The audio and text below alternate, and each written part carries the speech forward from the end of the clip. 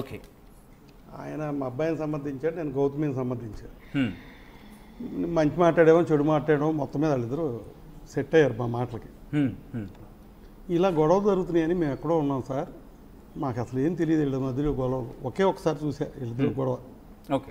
వెంటనే నైట్ 2:00కి సామాన్ దద్దుకుని ప్యాక్ చేసుకుని వెళ్ళిపోయాను నేను. సరే అయిపోయింది.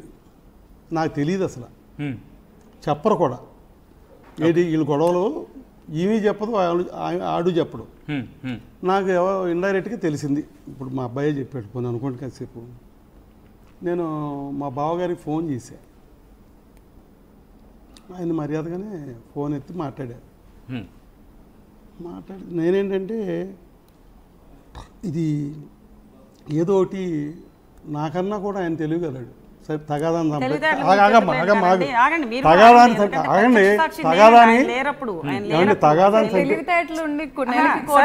నెలకి ₹1,00,00,000 సంపాదిస్తున్న పెద్ద మనిషి ఇక్కడ ఉండగా తెలివితేటల గురించి మాట్లాడే అంత పెద్దోళ్ళు ఏదో గవర్నమెంట్ ఉద్యోగి లీగల్ గా ఉద్యోగం చేసుకుంటుంది. అది ఆయన అంటుంది ఏంటంటే మీ ఇద్దరి ఇష్యూ, నేను వస్తున్నాను, మీ ఇద్దరి ఇష్యూ గురించి మాట్లాడిన క్రమంలో పోలీస్ స్టేషన్ కూడా ఫ్యామిలీలో, ఎందుకంటే జస్ట్ మీరు అన్నారు కాన్వర్సేషన్ గురించి చూడాలి. ఆయన ఏమన్నారంటే మీకు అలాగే మహేష్ కి ఇష్యూ జరుగుతున్నప్పుడు 2 ఫ్యామిలీలు కూడా వెళ్ళినప్పుడు మిమ్మల్ని ఆయన అలాగే మహేష్ ని ఆయన ఇద్దరు సర్ది చేశారు. This is the past sir, ఇది కాదు ఇప్పుడున్న సిచ్యువేషన్ కాదు ఇది. నేను మా హస్బెండ్ వెళ్ళి మా అమ్మాయి మేము ఎప్పుడు నమ్మలే అసలు. మా అమ్మాయి మా అల్లుడి మీద చిన్న మాట చెప్పినా కూడా మేము నమ్మలేదు. ఎందుకంటే మా అల్లుడిని మేము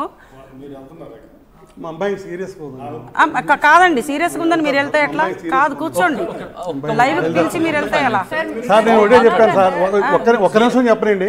మా బావగారి ఫోన్ చేశా మాట్లాడదామని. నేనేమి అందరితో కూర్చుంటాను రాలేదు, నా వర్షం చెప్పడానికి వచ్చాను. ఆయన ఫోన్ చేశాను, ఏంటి కాకా వెంకటేశ్వరరావు అన్నాడు. ఏంటి కాకా వినండి, నేను బావగారు అంటే వెంకటేశ్వరరావు అన్నాడు. మాట్లాడండి. నేను గంట మాట్లాడదామని వచ్చాను. ఓకే. ఎందుకంటే దేనికుంటారు స్టూడియోలో ఇల్లు, పోలీసులు పిలవండి. చూస్తాం. ఇప్పుడు ప్రధానంగా సమస్య ఏంటంటే అసలు భార్యాభర్తలు గొడవ జనరల్గా అసలు మా అమ్మాయి వాళ్ళ అబ్బాయిది గొడవ. దీంట్లో మా ప్రమేయం ఉందా లేదా అనేది అది నెక్స్ట్ పార్ట్లోకి వెళ్దాం. అసలు వాళ్ళు ఇష్టపడి చేసుకున్నారు, ఇదంతా చెప్పారు. ఎందుకంటే ఆయన 10 నిమిషాలే ఉంటానంటున్నాడు కాబట్టి బ్రీఫ్గా చెప్తాం, మళ్ళీ రేపు వస్తాను, నీకు గంట ఇస్తాం మీకు. అయితే మా అమ్మాయి ఏం చేసిందంటే ఎప్పుడు ఆరోపణలు చేసినా కూడా మేము నమ్మేవాళ్ళం కాదు. మేము విత్ ఆధారాలతో ఏం చేసిందంటే తీసుకొచ్చిన క్రమంలో ప్రధానంగా ఏంటంటే పిల్లగాడిని చూపించలేదు అనేది ఒక ఆరోపణ కనపడింది ఇందాక. పిల్లగాడిని చూపించలేదనే ఆరోపణ కరెక్ట్ కాదు.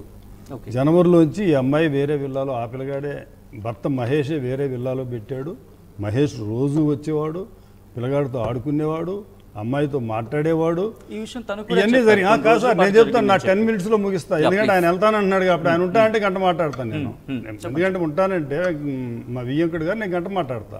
వెళ్తానంటున్నాడు కాబట్టి ఆయన వినాల్సిన విషయాలు బ్రీఫ్గా చెప్తున్నాను నేను. చెప్పండి. మరి ఆయనకి తెలుసో తెలియదు, వచ్చాడు 3 నెలలు ఎట్లనేది. ఒకరోజు నైట్ 10ంటికి ఫోన్ చేశాడు. ఫోన్ చేసి అమ్మాయిని నేను వస్తున్నానే బోకముండా అంటే తిట్టాడు. తిట్టాక అమ్మాయిని చూడటానికి, పిల్లగాడిని చూడటానికి ఇప్పుడు వస్తున్నా అంటే, మహేష్ ఈ టైంలో ఎట్లా వస్తావు అసలు, నువ్వు రోజు వస్తున్నావు కదా, వాళ్ళు ఎట్లా వస్తావంటే ఇట్లనే అన్పార్లమెంటరీ వర్డ్స్ అన్ని వాడాడు. మీ అయ్య ఏం చేస్తాడు, నువ్వేం చేస్తావు అని వెహికల్ వేసుకొని వచ్చేసాడు. ఓకే. సరే మేము ఆలోచించాం, వచ్చాడు తలుపులు కొడతాడు, ఇది ఒక ఇష్యూ ఎందుకని ఏం చేసిందంటే అమ్మాయి సిటీ వాళ్ళకి ఫోన్ చేసింది. సిటీ వాళ్ళు వచ్చారు, ఈయన వేరే గేట్లోంచి వెళ్ళిపోయాడు. వాళ్ళు వచ్చి తెల్లారి కంప్లైంట్ ఇవ్వమన్నారు. అమ్మాయి కంప్లైంట్ ఇచ్చింది. బ్రీఫ్గా చెప్తున్నా, వివరంగా తర్వాత ఇస్తాను నేను. వెళ్ళిన తర్వాత ఆ అబ్బాయిని కూడా పిలిచారు. సిటీంలో అమ్మాయి ఇచ్చింది, నేను ఆడవాళ్ళు తిరిగేదే నాకు అలవాటు ఉందన్నాడు, ఒప్పుకున్నాడు జెంట్లీమెన్గానే వెళ్ళిపోయాడు.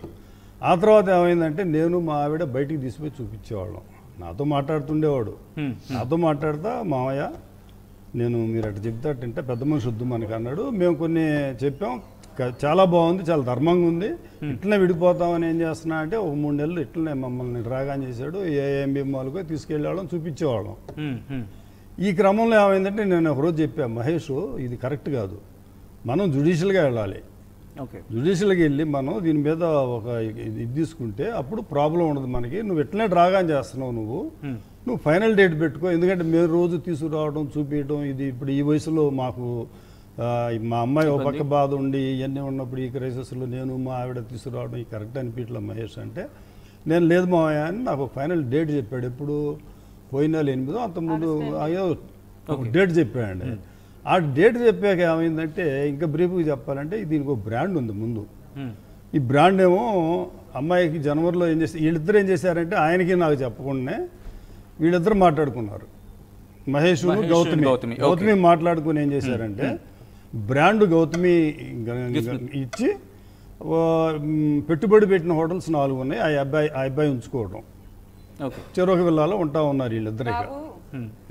నా బ్రాండ్ గురించి వదిలేయండి, అదేలే ఒక్క నిమిషం, సారీ టు ఇంటరప్ట్. నా బ్రాండ్ ఒక్క నిమిషం బాబు, సారీ టు ఇంటరప్ట్. నా బ్రాండ్ గురించి మీరిద్దరు చాలా వెల్ సెటిల్డ్, చాలా డబ్బున్నోళ్ళు, చాలా బాగా బతుకుతున్నారు. ఇద్దరు చక్కగా ఒంటి మీద గోల్డ్ ఉంది ఇద్దరికి, నాకు ఒంటి మీద ఏ గోల్డ్ లేదు, నేను ఇంకా సెటిల్ అవ్వలేదు. సో మీ ఇద్దరు విషయం, నీ ఆస్తుల గురించి నువ్వు మాట్లాడు, ఈయన ఆస్తుల గురించి ఈయన మాట్లాడతారు. నా బ్రాండ్ గురించి మాట్లాడే లీగల్ రైట్స్ మీకు లేవు, ఇద్దరికి లేవు. మా వియ్యంకడ్ గారు ఆయన చెప్పే వాటిలో నేను ఆస్తులు లేనివాడిని, మా ఆవిడ టీచర్ అని, నేను 42 ఏళ్ళకి పెళ్ళయిందని ఆమె. అయితే ఏంటంటే పెళ్ళి అయ్యేటప్పటికి CKS ఫార్మా ల్యాబ్స్ మీరు నెట్లో కొట్టినా వస్తుంది, నేను MD దానికి.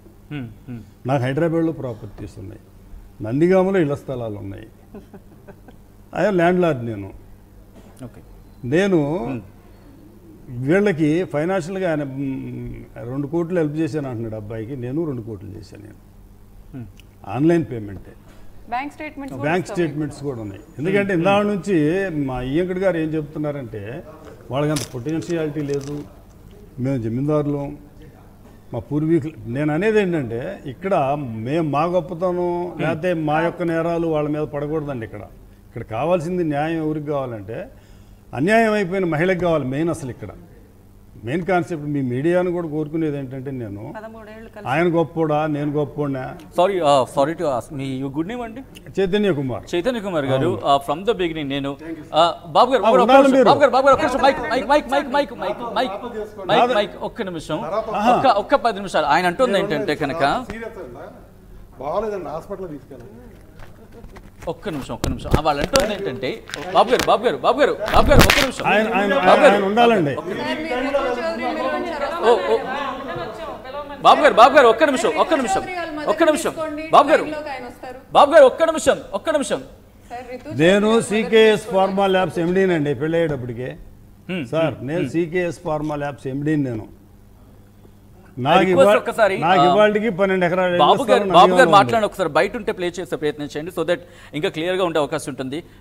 చైతన్య గారు ప్లీజ్ కంటిన్యూ. పెళ్ళి అయిన తర్వాత 3.5 ఎకరాలు మా అమ్మాయి ఉంటే ఈ పెద్ద మనిషి అమ్మేశాడు. 2020లో 3.5 ఎకరాలు 1,05,00,000 ఈ పెద్ద మనిషి అమ్మాడు. బావగారు ఎందుకు భూమి ఉంటే ఎందుకు, అమ్మాయి పేరు మీద ఉంది కదా, హోటల్స్లో పెడతానని.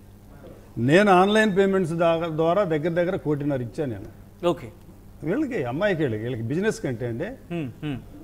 ఆయన ఏదో 2 కోట్లు ఇచ్చానంటున్నాడు, నేను దగ్గర 3 కోట్ల దాకా ఇచ్చాను. నేను 2 కోట్లు ఇచ్చా అంటున్నారు. నెక్స్ట్ మీకు ల్యాండ్స్కి సంబంధించి కూడా ఒక ఇల్లు కొనేందుకు కూడా మీకు సపోర్ట్ చేసే ప్రయత్నం చేస్తానని చెప్పి అని అంటున్నారు. ఇస్ ఇట్ ఎంతవరకు దాంట్లో వాస్తవం? సార్ ఒక్క నిమిషం ప్లీజ్. ఆయన ఉండరు, ఆయన ఇప్పుడు దాకా మనల్నే ఫేస్ చేయను, ఆయన మీడియాలో ఎట్లా ఫేస్ చేస్తారు? ఒకసారి ఈ డాక్యుమెంట్ తీసుకోండి మీరు, ఏంటి అది చదవండి నా కోసం, if you don't mind. Registration certificate Gismat Arabic restaurant. సంవత్సరం చదవరా? ఏ year? 1/6/2018 date of liability. From పేర్లు ఎవరి ఉన్నాయండి? 2018 partnership validity Lakshmi Narasimha Ushadevi name.